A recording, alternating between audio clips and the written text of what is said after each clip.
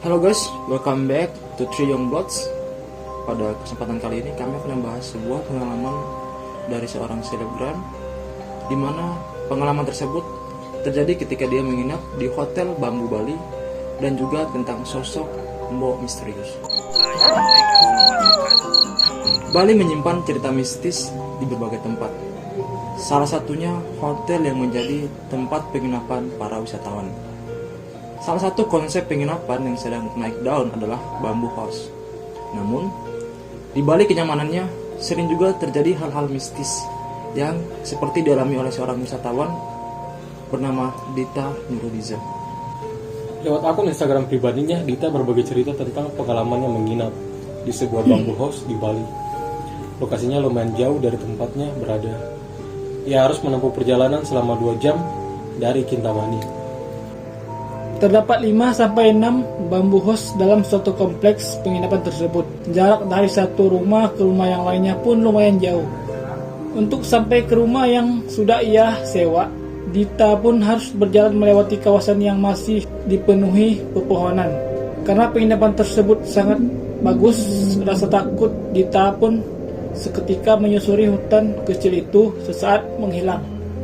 Lalu Dita sempat berbincang kepada pihak penginapan ketika mereka mengantarnya ke rumah. Saat salah satu karyawan mengatakan bahwa semua karyawan akan pulang pada pukul 17.00 WITA. Artinya, penginapan tersebut hanya diisi olehnya dan juga sepasang turis yang berada di bamboo house yang berbeda. Wanita yang juga dikenal sebagai K-popers itu baru saja tiba sore hari. Ia dan temannya memutuskan untuk memesan makan malam sebelum karyawan penginapan pulang. Semula suasana enak-enak saja. Dita dan temannya terlibat dalam obrolan ringan. Lalu sekitar pukul 5:30 sore, mereka melihat sesosok membawa berpakaian tradisional Bali di sekitar rumah yang ia sewa. Sekiranya jam 6 gitu, ada lagi mbok yang masuk, kayak ibu-ibu gitu. Mungkin umurnya sekitaran 40-45 tahunan gitu. Bawa kayak sesuatu gitu, kelihatan kayak mau sembahyang. Soalnya kayak dari bambu got terus ada kayak tusukan apa sih namanya yang keluar asap dibakar gitu, warnanya merah. Ibunya juga pakai baju adat Bali warna putih rapi dan pakai rok jarik.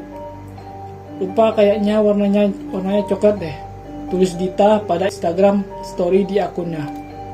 Saat ditanya mau kemana, Mbok itu hanya menunjuk jalan di sisi dapur lalu pergi. Kemudian saat itu suasana menjadi tidak enak. Namun Dita tidak membahasnya lagi. Dua pengunjung itu hanya berpikir bahwa si Mbok ingin pergi sembahyang dan mungkin ia ke pura di belakang penginapan. Sayangnya Fadli, teman Dita, masih penasaran dengan kehadiran Mbok itu. Ia pun menelusurinya. Si Fadli tiba-tiba kayak jalan-jalan gitu ke arah dapur. Aku udah yakin banget Fadli ini masih penasaran sama ibu-ibu yang belum kembali. Dia jalan deh tuh ke ujung dekat dapur, terus gak lama manggil aku. Tulis Dita. Nah, ternyata jalan yang dilewati Mbok itu pun sebenarnya adalah jalan yang buntu. Jadi jika si Mbok berjalan ke arah itu, seharusnya ia segera kembali karena tidak ada jalan tembusan lagi. Tapi Mbok itu tidak pernah muncul lagi.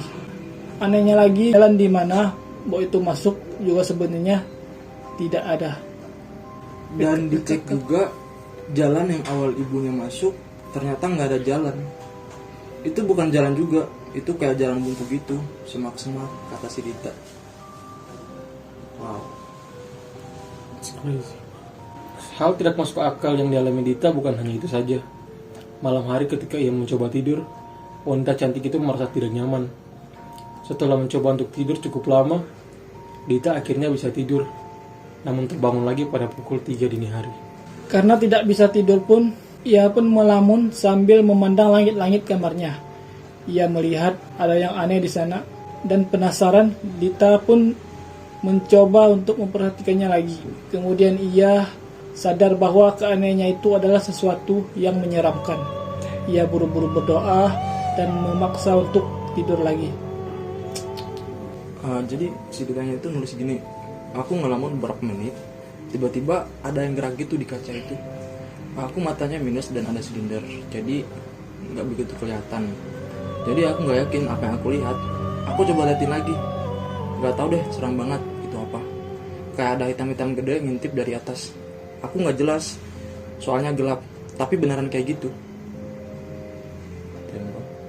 Jadi si Dita ini dari awal dia datang itu emang udah merasakan ada hal-hal aneh gitu dan Nah, perasaannya juga. udah mulai Kayak aneh tuh. ada yang ngikutin Iya. gitu. Terus juga yang tadi pas di jalan itu kan jalan buntu men, tapi si Mbombo itu lewat situ. Dari situ dan nggak balik lagi. Iya, dan gak balik lagi, entah dia kemana, entah. Nah, dan anehnya juga nih, Boy. Jalan yang Simbo itu datang juga nggak ada jalannya. Iya, maksudnya semak-semak katanya ditulisin di sini tuh, kayak dia itu cuma semak-semak doang gitu, bro. Tapi dari awal si Dita nggak merasa seperti itu karena emang suasana Bali kan indah banget nih kalau kita pergi ke sana. Iya benar. Benar ya? Iya sih, Indah emang banget. kata dia kan emang gitu ya, tapi pas tadi udah mulai rasa-rasa keanehan lagi, yang tadi di jalan buntu juga itu, sama di pas malam hari juga itu kan. Damn bro, kamu kayak pengen nikmati liburan tapi Kayak ada yang ngerasain hal mistis seperti itu. Jadi jadi gimana ya kalau misalkan dibawa ke pengalaman kita gitu kan, kayak kita nih niatnya mau liburan tapi malah ketemu hal aneh gitu kan. Ya jadi amat, rencana mau healing malah nambah beban pikiran. Jadi nggak ada cuek-cueknya. jadi Oke, man. Jadi sosok Mbomboin aja udah seram banget ya, walaupun sore hari lewat di depan udah seram banget ya, apalagi malam. iya, maksudnya bisa-bisaan kita ada hantu di siang bolong gitu bro.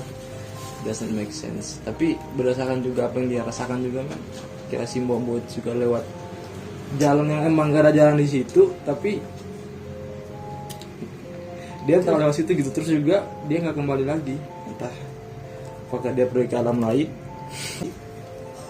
Dari inti dari cerita ini ya, ketika kita mungkin bepergian, kita harus awas positive thinking dan juga jangan lupa berdoa ya agar perjalanan itu lancar-lancar gitu. Nah, Jangan lupa juga ngehargain aturan-aturan di situ seperti apa. budaya adat istiadat di sana lah, pokoknya kita harus tahu juga. Seperti itu kan.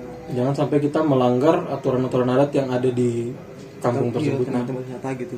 Jadi buat anda yang kemana-mana, jadi ya buat siapapun yang nanti mungkin akan berwisata, jangan lupa diikutin aturan-aturannya. Kalian juga jangan lupa untuk like, kemudian subscribe agar kalian tidak ketinggalan video-video menarik dari Tri Young Blood. See you in the next video. Yang saya penasaran ini, Boy, siapa itu Fadli? Si Wanita siapa kamu?